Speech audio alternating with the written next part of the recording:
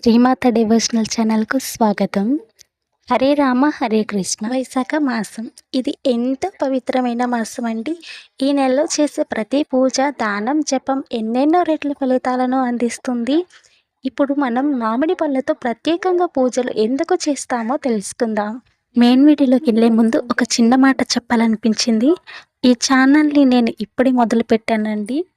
నాకు వీడియోస్ ఎలా తీయాలి, ఎలా చెప్పాలి అనే అవగాహన అంతగా లేదు. కానీ నా మనసులో ఉన్న భక్తి ఏం తెలియకపోయినా అన్నీ నేర్చుకుంటూ, తెలుసుకుంటూ మీతో కూడా పంచుకోవాలని నాకు అనిపించింది. పెద్దవాళ్ళు చెప్తుండే మంత్రాలు, పూజలు చేసి వాటిని మీకు కూడా పంచితే బాగుంటుంది అనిపించింది. ఎందుకంటే ఈ రోజుల్లో పూజలు ఎలా చేయాలో కూడా చాలా మందికి స్పష్టంగా తెలియదండి. నాకు కూడా కొన్ని విషయాలు తెలీదు. నేను తెలుసుకుంటూ, నేర్చుకుంటూ నాకు తెలిసినవి మీతో పంచుకుంటాను. ఇది నాకు యూట్యూబ్ వలన కాదు అండి. మీరు చెప్తున్న ఒక్క కామెంట్ వల్లే నేను ఎంతో మందిని చేరుకోవచ్చు. మీ మాటలు, మీ ఆశీస్సులు నాకు చాలా విలువైనవి. మీరు ఒక్క కామెంట్తోనైనా నాకు మోరల్ సపోర్ట్ ఇస్తే నాకు చాలా మోటివేషన్గా ఉంటుంది. శ్రీమాత డివోషనల్ ఈ ఛానల్ మనందరి భక్తి యాత్ర. మీ ప్రేమ, ఆశీర్వాదం ఉంటే ఇంకా ఎన్నో మంచి వీడియోస్ మీ ముందు పెడతానండి. ఇంతవరకు విన్నందుకు ధన్యవాదాలు. ఇంకైతే వీడియోలోకి వెళ్ళిపోదాం. ఈ వైశాఖ మాసంలో చాలా మంది మామిడి పళ్ళతో పూజ చేస్తుంటారు కదండి. అయితే ఈ మామిడి పళ్ళ పూజ ఎందుకు చేస్తుంటారు అనేది చాలా మందికి తెలియదు. ఆ విషయాన్ని మనం ఈ వీడియోలో తెలుసుకుందాం. ఈ మామిడి పండు అనేది శుభ ఫలాలకి సంకేతం అండి. మామిడి పండు ఇది మాధుర్యానికి, శుభానికి ప్రతీక. మామిడి పండు తీయగా ఉంటుంది కదండి, మధురంగా. అంతే మధురమైన జీవితాన్ని మనకు ప్రసాదించమని ఆ దైవానికి మనం మామిడి పళ్ళనైతే పెడుతుంటాము. ఇంకా అలాగే వైశాఖ మాసంలో సూర్యుని తేజస్సు పెరుగుతుంది. సూర్యదేవునికి ప్రీతికరమైన ఫలంగా మామిడి పండు భావించబడుతుందండి.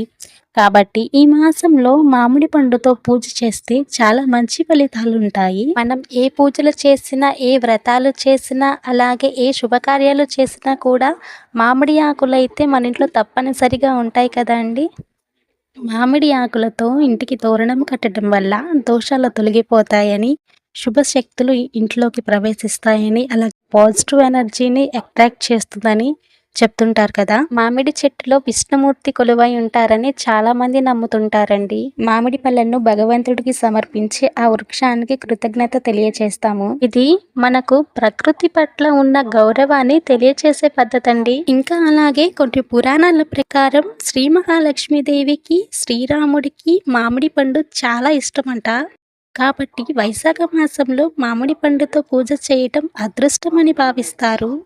వైశాఖ మాసం విష్ణుమూర్తికి ఎంతో ప్రీతికరమైన మాసం కాబట్టి ఈ వైశాఖ మాసంలో శనివారాల పూజలో కూడా మామిడి పళ్ళు పెట్టి మామిడి పళ్ళ పూజనైతే చేస్తుంటారండి. మనం ఏ దైవాన్ని ఆరాధిస్తున్నామో ఆ దైవానికి కూడా మామిడి పళ్ళతో పూజనైతే చేసుకోవచ్చండి. అయితే కొంతమంది ఆనవాయితీ ప్రకారం మామిడి పళ్ళతో పూజ చేసి దైవానికి మామిడి పళ్ళు అయితే సమర్పిస్తూ ఉంటారండి. ఈ మామిడి పళ్ళను దైవానికి సమర్పించే వరకు అయితే వాళ్ళు మామిడి పళ్ళు అయితే తినరండి. అయితే మరి మాకు ఆనవాయితీ లేదండి, మేము ఈ మామిడి పళ్ళ పూజ చేయవచ్చా అంటే చేసుకోవచ్చండి. మామిడి పళ్ళు దేవుడి ముందు పెట్టి మీరు మామూలుగా పూజనైతే చేసుకొని ఆ తర్వాత అయితే మామిడి పళ్ళు అయితే తినేసేయొచ్చండి. మామిడి పళ్ళు దేవుడికి నైవేద్యంగా పెట్టేటప్పుడు వెనుక భాగం తీసేసి పెట్టాలండి. ఇక్కడ స్క్రీన్ పైన చూపిస్తున్నాను చూడండి. మీలో ఎంతమందికి ఆనవాయితీ ఉందనేది కామెంట్ చేయండి. అలాగే ఈ ఆనవాయితీ మాకు లేదు, ఈ పూజ మాకు తెలీదు అనుకునే వాళ్ళు కూడా కామెంట్ చేయండి. ఇలా మధుర ఫలమైన మామిడి పండును దైవానికి సమర్పించండి.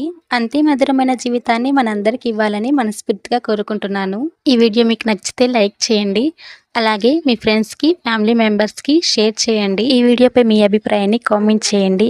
అలాగే మన ఛానల్ని సబ్స్క్రైబ్ చేసుకోవటం అస్సలు మర్చిపోకండి. మన ఛానల్ని సబ్స్క్రైబ్ చేసుకోండి. పక్కనే ఉన్న బెల్ ఐకాన్ని క్లిక్ చేయండి. నేను చేసే ప్రతి వీడియో మీకు నోటిఫికేషన్గా వస్తుంది. Thank you for watching.